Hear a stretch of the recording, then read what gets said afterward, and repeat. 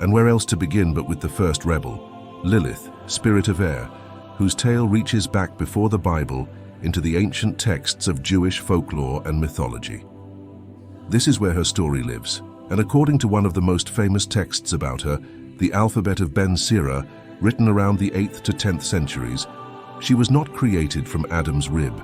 She was created from the same clay at the same time as Adam. This made her his absolute equal, and that was the problem. The text tells us that Lilith refused to lie beneath Adam during intimacy. She said, "Why should I lie beneath you? I was made from the same earth as you, and therefore I am your equal." This was the first rebellion. Adam insisted, and Lilith refused. To escape his dominance, she did something unthinkable. She uttered the true and forbidden name of God. This divine word gave her the power to fly away from the Garden of Eden, leaving paradise behind for her freedom. She went to live by the Red Sea, a place of wildness and independence.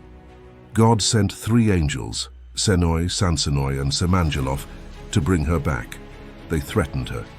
They said if she did not return, they would kill 100 of her children every day. But Lilith had made her choice. She preferred eternal exile to subjugation. She chose freedom over paradise. For this, the story had to make her a monster. She was transformed into a terrifying demon. The Bible itself hints at this creature. In the book of Isaiah, chapter 34, verse 14, the prophet describes a desolate wilderness where creatures will dwell.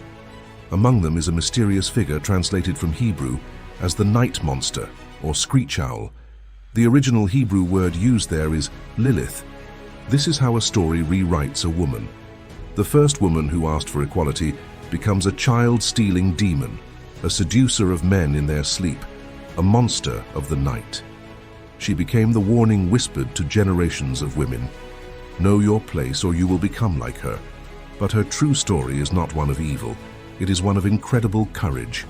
Lilith is the spirit of air because she is the intellect that cannot be caged. She is the first breath of defiance. She is the wild wind that would rather howl in the darkness than be silent in a gilded cage.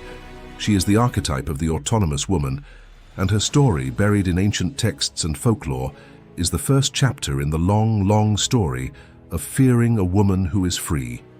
This is Lilith, the first rebel, the breath of defiance, and her choice echoes forever: freedom at any cost.